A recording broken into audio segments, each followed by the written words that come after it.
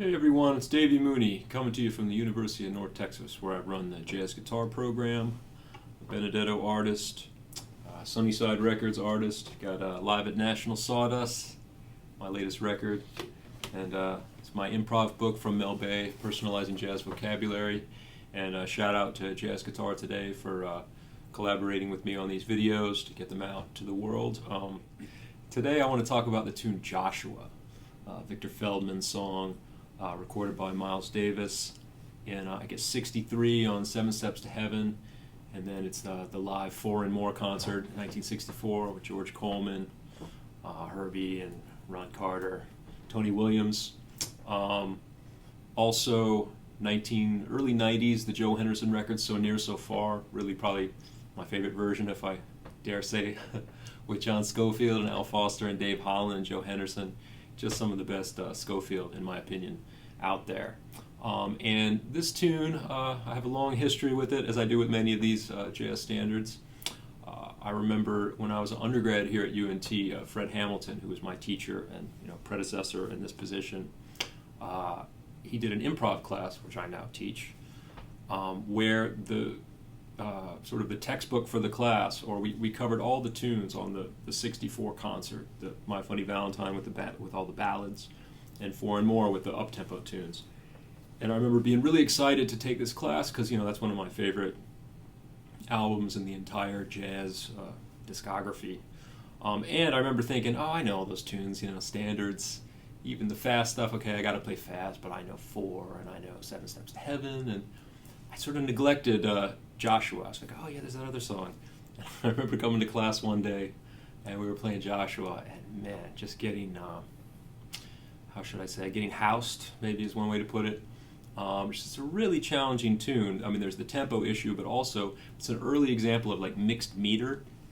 I mean, there's no fives or sevens, but the bridge, the head is a little different, the melody, but the solo form, you get this interesting, the A sections are 12 bars, mostly D minor, although there's a turnaround. It's 8 bars of D minor, and then the following 4 bars are always D minor, C minor, B flat minor, C minor, D minor, then 2 more bars of D minor. And then when you get to the bridge, so you do that, and then the second ending you have like a 2-5 to F, and then suddenly you're in 3-4, and you're in 3, and then there's a 6 measure phrase. I guess it's 6 bars of 3, so it goes 1, 2, 3, F minor, B flat, E flat, E flat minor, A flat, D flat, G7, and then 4 again, C minor, B flat minor, E7, A7. So you have 6 bars of 3, 2 bars of 4. That's the bridge, excuse me, but it happens 3 times. So you have the form is A, B, B, B, A, where the A's are 12 bars, and the bridge is 6 bars of 3 and 2 bars of 4. And yeah, I wasn't ready for that. So in the years since then, I've tried to, dust off this tune, teach it to my students, and we did it in improv this semester. But yeah, like I said, that 1964 concert, everybody sounds amazing on that record, but particularly George Coleman, when he comes in after Miles.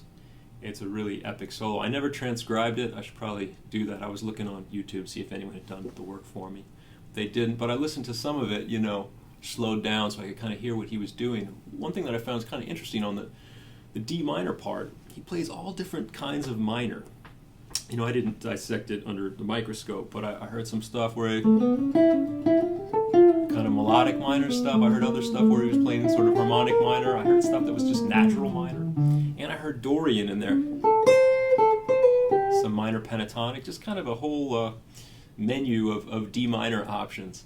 And then, interesting thing too is, that turnaround, I noticed with a lot of people playing on this song and in my own playing, sort of a question of like, how literally do you want to treat that? Do you want to play over D minor, C minor, B flat minor, C minor every time and play some language like something like that, which you could do. Sometimes when you do that and you take it too literally, I don't know, I don't have a totally settled opinion on this, but I do know that sometimes I feel like I should approximate and generalize over that harmony, and sometimes I feel like I should play it all. But I find with the George Coleman too, he sort of ends up on, with all this different forms of minor he's playing through this part, he kind of ends up on an E flat, so he'll be playing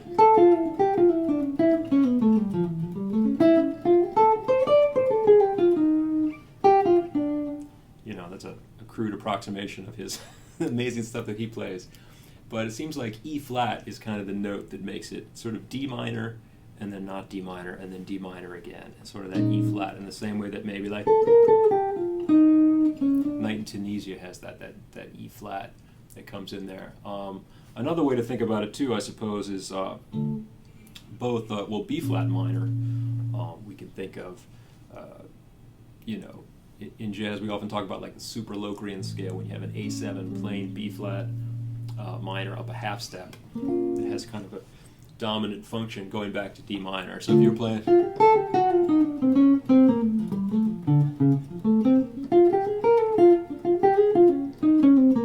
you kind of hear how that's like D minor, sort of 5, and then back to D minor. And the C minor too, kind of has an E flat triad in there. It does have an E flat triad in there.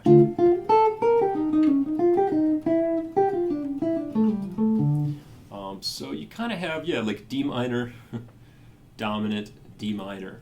And it's interesting to hear Joe Henderson, he's less, I don't want to say vague, but he kind of just, like I said, it's D minor, not D minor, D minor, not D minor. And that's kind of the way I think about it when I'm playing over this tune. It's also a good opportunity, given how specific the bridge is, as we'll see in a second, to kind of generalize a bit, maybe do some side slipping, play some D minor.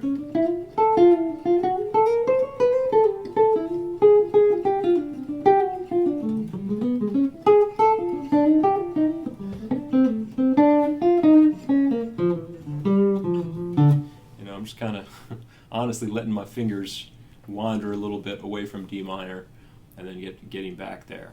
And sometimes when the stars align, it sounds good. But so that's the A sections. The bridge, like I said, it's 6 bars of 3, 2 bars of 4. So it's 8 bars. But you get F major, and then a 2, 5 to E flat, a 2, 5 to D flat, a G7, and then C minor, B flat minor, kind of E7 altered A7. And the first part of that I can kind of makes a lot of sense to me. I can just go.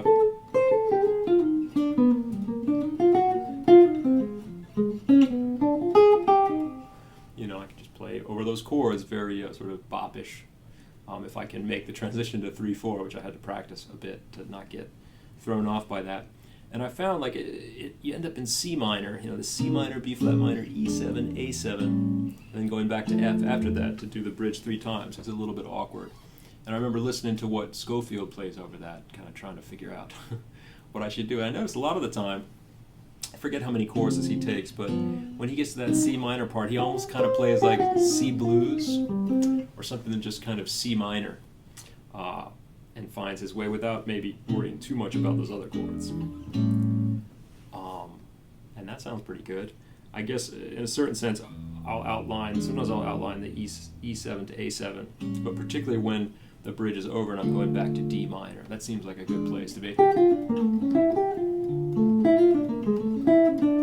since that's a 2/5 in D minor. But like I said, it's the challenge of this tune. The challenges include the tempo, the mixed meter thing, and also trying to decide how specific you want to be on all the chords, like when you want to generalize and when you want to really be literal. Another thing that's kind of fun, I was listening to the George Coleman solo. It gets so fast that at one point, on the bridge, Ron Carter, instead of going like, they're in 4, so it's like 1, 2, 3, 4, 1, 2, 3, 4, 1, 2. Instead of going like 1, 2, 3, 1, 2, 3, 1, 2, 3, 1, 2, 3, he plays through the bridge. He starts just playing half notes. So you get.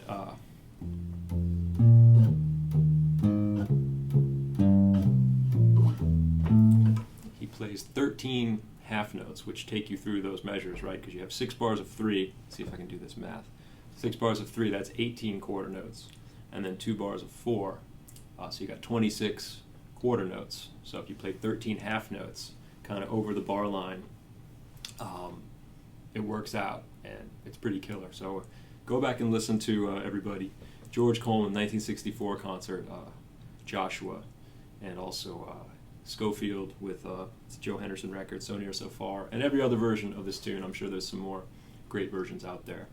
But I'm going to try to play on it a little bit, and yeah, check out some of these ideas. So I hope you enjoy it.